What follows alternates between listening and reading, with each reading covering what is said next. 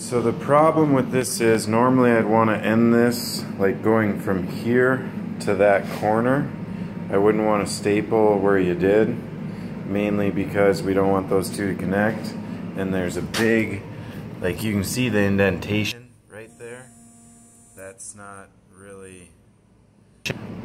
really working. And then also here there's a big gap between your, like where you rolled and staple it, the underside when you roll it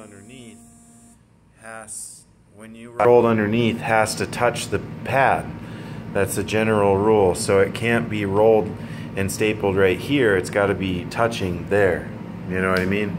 So you're gonna have to come back here and rip this up and put more pad underneath there so that when you roll that, there's no difference right here. It's got to be seamless. It's all got to be one level, because over time that'll start to push in and it'll look terrible. The seam over here, you can clearly see it even on the camera.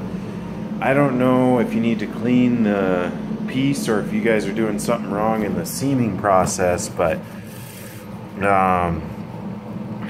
it looks like the seams are overlapping again.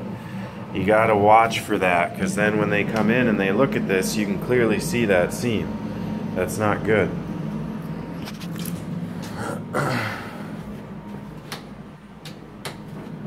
As far as the rest of it, so far I haven't really gotten that far. That seam looks terrible.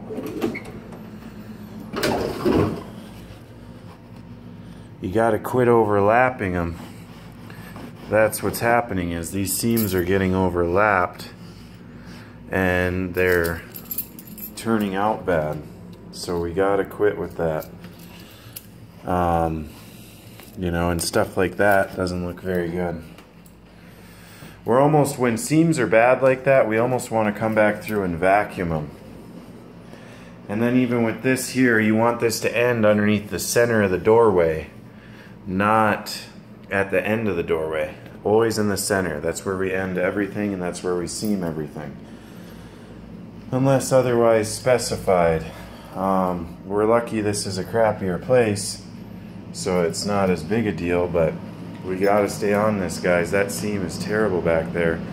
I don't know what we can do to fix that.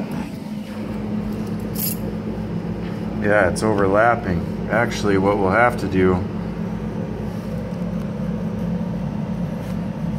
why do you keep overlapping the seams? The seams just have to butt together, or there should be like a 1/16 of an inch gap in between them, because you can totally see that whole seam.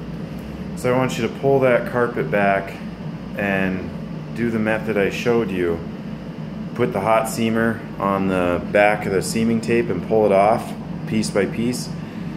Pull the seaming tape off as just like you would with the seam. You just do it in reverse, and then re-seam it together with it just barely touching the other piece, because then that'll make that seam, you won't be able to see it after that. So once again, this is 2105 5th Street Northwest, the Skyport Apartments, number 13.